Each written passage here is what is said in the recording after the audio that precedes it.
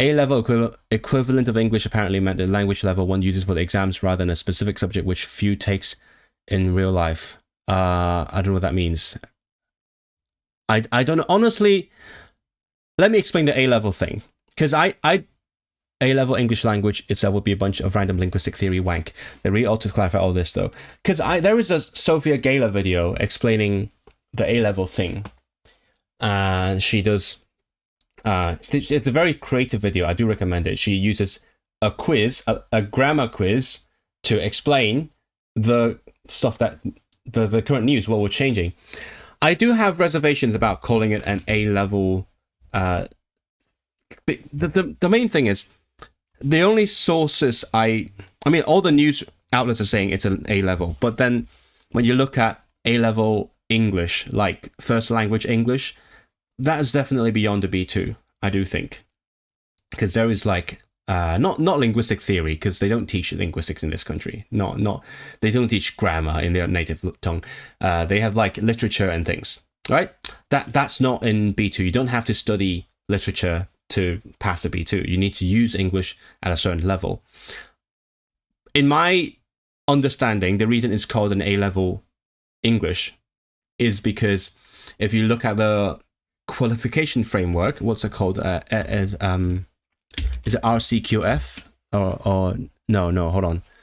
I know the Scottish one is SQF. I forgot what the non-Scottish one is. Qualification framework, national framework. RQF, yeah. RQF, the regulated qualifications framework in England and Northern Ireland. So there is a list of equivalents between the RQF levels and other exams. For example, the A level is claimed to be equivalent to like a level 4, whatever that means on the RQF scale. And then the B2 on a CEFR scale is drawn to the same level on the RQF framework. So that is my understanding. Maybe that is why they call it an A level, but it doesn't actually correspond to a specific A level exam. It's just that level of qualification. You know what I'm saying? There are a bunch of other qualifications. For example, my BSL qualifications. When I finish my current course, level 3, that's going to be a level 3. Apparently, I think. Because the levels are actually based on the RQF levels. So level 3 BSL would be equivalent to the level 3 on RQF. And if I do the next one, I get a level 4 qualification.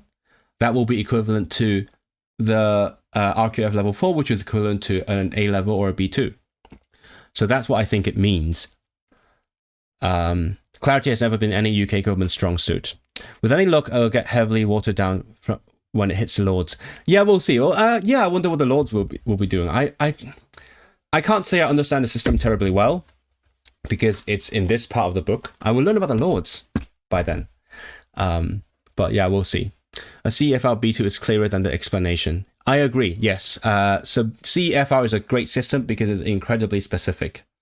It's got like specific skills in each of the like listening, reading, writing, speaking, and so on. They have like criteria. And as I said in my CFR levels video, I'm like referencing all my previous videos now. Go and watch my videos if you haven't seen them. You know, I made one on all these. So I made one video about CFR levels, and what I said is basically all the CFR based exams adhere to the CFR description. Okay, and it's very clear and it's very good. I'm actually surprised because I thought my level 3 would be, because last time I checked, the signature, the examination board for BSL exams says that level 3 is equivalent to a B2. So it's not very extremely clear. It's not eindeutig, as you say in German. It's not unequivocal. So we'll see. But yeah, in the year apparently I will have a BSL equivalent of a B2, which is exciting. I can be a B2 polyglot, if you may. Because obviously, yeah, they outsource so many different kinds of evaluation to private companies. Yeah, obviously. That's just, I don't know how other governments do it, but UK government, if they can outsource it, they will outsource it. Like this one. Yeah, it says here, TSO, a Williams Lee company. See, it's private. Authorized by Home Office, but it's a private company. They make lots of money, they get paid to do it, administer the exams, do customer service and all that. And then they get annoyed by people like me trying to use my legal right to do the same thing in Welsh. Welfare appointments too, which is a massive conflict of interest because obviously a profit-oriented goal doesn't really mesh well with getting people what they need. Yes, absolutely. That is ridiculous. Some things should not be private. But yeah, I mean, we are the USA of Europe. We do privatize lots of things. Thank you, Maggie, for doing all that. And now I know all about it. I mean, not from the book. I don't think the book talks about Margaret Thatcher privatizing everything. No, just there were a number of important economic reforms within the UK.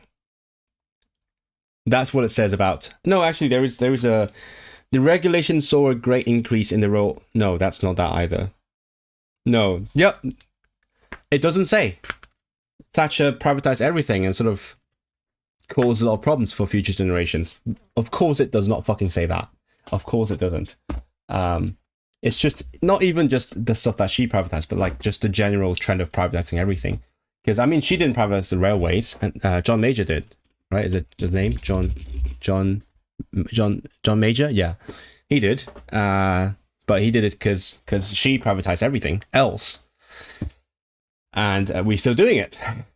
So like the government's like, oh yeah, we need to do a citizenship test. Let's get a private company let's pay a private company to do these things for us. Can we talk about Welsh stuff? Sorry, this someone asked about it, and I thought it's relevant to give an update. What about you? What have you been talking about? Of course they can. They aren't beholden to anyone. I'm sure China would do the same. Yeah, well, I mean, I do have a vote, even without being a citizen. If they are aware, they might think about it a little bit more. Believe it or not, the state councils usually used to actually do things. People used to say, get a job with the council. It has a great pension and you'll be set for life. Really? I mean, that's what we say in Hong Kong. Get a government job, right? I don't know. How is it like working at the council?